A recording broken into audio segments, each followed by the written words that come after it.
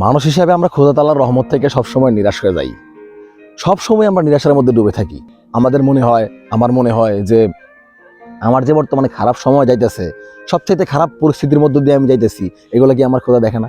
এগুলো কি আমার খোদার আয়ত্তে নাই? কেন উনি ঠিক করে দেয় না? আমাদের সবার মনে এরকম একটা প্রশ্ন জাগে না? আমরা কেন এত নিরাশ হই? এই নিরাশা আসলে আমাদের মধ্যে কাজ করা উচিত না। কেন? পৃথিবীতে সবচাইতে পছন্দনীয় যে মানুষ আপনারা সবচাইতে বেশি মহব্বত যে করে, সে হচ্ছে আপনার পিতামাতা। সেই পিতামাতার চাইতেও আরো হাজার গুণ মহব্বত আপনার খোদা করে, আপনার স্রষ্টা করে। সেটা কি আপনি জানেন? যদি সবচাইতে মহব্বত বাপ মার চাইতেও হাজার গুণ মহব্বত আপনার স্রষ্টা আপনারে করে থাকে, তাহলে আপনার কথা উনি শুনবে না? আপনারা কি রহমতের চাদরে উনি ঢাকবে না? অবশ্যই ঢাকবে। আমাদের চাউনিতে ভুল আছে, আমরা আসলে চাইতে পারি না। এমন ভাবে চাইলে কেউ দিতে বাধ্য থাকে, এইভাবে আমরা আমাদের স্রষ্টার কাছে চাইতে পারি না। আপনি ছোটবেলায় যখন আপনার বাপ মার কাছে অনেক কিছু চাইতেন, অনেক কিছু আপনি পাইতেনও, আবার অনেক কিছু পাইতেন না। যেই জিনিসগুলো আপনি পাইতেন, সেইগুলো হয়তো আপনি এমনভাবে কচ্ছপের কামড় দিয়ে ধরতেন, না দিলে আপনি ছাড়বেন না। ঠিক একইভাবে আপনি আপনার স্রষ্টারে সবচাইতে নমনীয় হয়ে, ধীর হয়ে যদি আপনি স্রষ্টার কাছে চান, আপনার স্রষ্টা আপনার দিয়ে বাধ্য এবং দিবে। আপনি চাওয়ার মতো চাইলেই যে স্রষ্টা আপনারা দিবে, সেটার একটা উদাহরণ আমি আপনারা দিই। শয়তান একটা সময় স্রষ্টার খুব ইবাদত করতো। যখন সে নাফরমানি শুরু করলো এবং স্রষ্টার সাথে ডিরেক্ট দ্বিমুখিতা শুরু করলো, তখন কিন্তু সে কি হইলো, একদম লানতের জায়গায় পড়ে গেল। এবং সেই শয়তানেও চাইলো তার খোদার কাছে, যেহেতু শয়তান খোদারে মানতো, বলল আপনি কিয়ামত পর্যন্ত আমার অবসাদ দেন। এবং স্রষ্টা তার কিন্তু সেই দোয়া কবুল করছে, মানে তার সেই চাওয়া কিন্তু স্রষ্টা কবুল করছে। একটা শয়তান বা ইবলিশের দোয়া যদি স্রষ্টা কবুল করে, আপনি মানুষ হিসাবে স্রষ্টার সবচাইতে সুন্দর আল্লাহদের বান্দা হিসাবে আপনার দোয়া কি আল্লাহ কবুল করবে না? স্রষ্টা কবুল করবে না? এটা কি হয় কখনো? আরেকটা ঘটনা বলি। এক ব্যক্তি যে 99টা খুন করছে, মানে 99 মার্ডার, ঠিক আছে, সে 99 খুন করার পরে সে করলো কি, একজন হুজুরের কাছে গেল, মানে তার দিল নরম হইলো আর কি, যে সে তওবা করবে।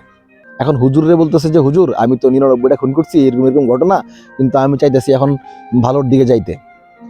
এই কথা শোনার পরে হুজুর বলতেছে যে তোমার তো কোনো তওবা টবা নাই, 99 জন খুন করছো, তোমার আবার তওবা টবা কিসের? তুমি তো খুনি, এই সেই।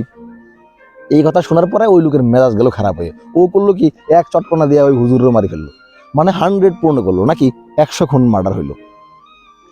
এখন এই 100 খুনের মামলা মাথায় নিয়া, মানে দায় মাথায় নিয়া, সে আরেকজন হুজুরের কাছে গেল, গিয়ে বলল যে হুজুর, এই ঘটনা, এখন তো আমার 100 হইল, এখন আমি কি করব? আমার কি তওবা হবে? বা আমি যদি ভালো পথে আসতে চাই, আমার কি ভালো পথে আসা সম্ভব? তখন সেই হুজুর বলল, অবশ্যই সম্ভব, তুমি যদি দিল থেকে তোমার ক্ষুধার দিকে আসতে চাও, অবশ্যই সম্ভব। তখন সেই হুজুর তাকে বলল, তুমি আগে তোমার সঙ্গ ত্যাগ করো, সঙ্গ ত্যাগ করে দূরে যাও, ভালো মানুষের পাল্লায় গিয়ে পড়ো, ভালো মানুষের সাথে থাকো এবং তোমার বদ অভ্যাসগুলো তুমি পরিত্যাগ করো।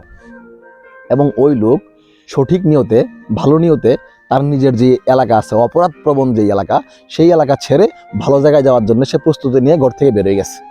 এবং রাস্তার মধ্যেই, মানে প্রতিমধ্যে রাস্তার মধ্যেই সে অক্কা পাইল, ঠিক আছে। কিন্তু তার যে দিল, তার যে সত্তা, সেই সত্তা ছিল কার দিকে? তার ক্ষুধার দিকে। মানে ক্ষুধার জন্যে, ক্ষুধার ভয়েই সে তার ভালো কাজের জন্যেই তার পা ভালো উদ্দেশ্যে বাড়াইছিল, যেইটার কারণে তার পথ হিসাব করা হইল। যেই খারাপ পথ সে ছেড়ে ভালো পথের দিকে অগ্রসর হওয়ার চেষ্টা করলো, সেই দূরত্ব মাপা হইল।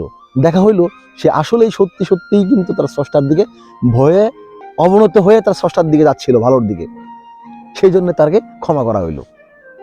কারণ ব্যাপারটা হচ্ছে, আপনি অবশ্যই আপনার স্রষ্টার কাছে সবচাইতে বেশি ক্ষমা চাইবেন। আপনার যা প্রয়োজন আপনি চাইবেন, প্রচুর চাইবেন, চাইতে তো আপনার সমস্যা নাই। আপনার স্রষ্টা অবশ্যই আপনারা দিবে। আপনার মন কেবলমাত্র স্রষ্টার দিকে অবনত করেন, অহংকার বাদ দেন। মানুষের মধ্যে যতদিন অহংকার থাকবে, ততদিন মানুষ নিজের অবনত করতে পারে না, নত করতে পারে না, নত করতে তার কষ্ট হয়। কিন্তু অহংকার, সেটা তো মানুষের অহংকার না। অহংকার কেবলমাত্র খাটে ক্ষুধার, স্রষ্টারই কেবলমাত্র অহংকার খাটে। যে সৃষ্টি করবে তার থাকবে অহংকার। মানুষ হিসাবে মানুষের সামান্য একটা সত্তা, তার আবার অহংকার কিসের? একটা মুরগির বাচ্চা যে কিনা আজকে ডিম থেকে ফুটে বেরোইলো, সেও একটা নবজাতক শিশু, মানুষের থেকে বেশি শক্তিশালী। সে উঠে খাইতেছে, দৌড়াইতেছে। তো মানুষ তো একটা মুরগির বাচ্চার চেয়েও দুর্বল। এত দুর্বল সত্তা নিয়ে, এত দুর্বল শরীর নিয়ে মানুষের আসলে কিসের এত অহংকার, কিসের দাম্ভিকতা? হ্যাঁ, আপনি আপনার স্রষ্টার সামনে অবনত হন, নিজেরা নত করেন। আপনি চান আমার ভুল, আমি স্বীকার করেন, আমার ভুল হয়েছে, আমার মাফ করো, হ্যাঁ আমার ক্ষমা করো। দেখবেন আপনারও সুন্দর পথ খুলবে। সবাই ভালো থাকবেন, সুস্থ থাকবেন। আল্লাহ হাফেজ।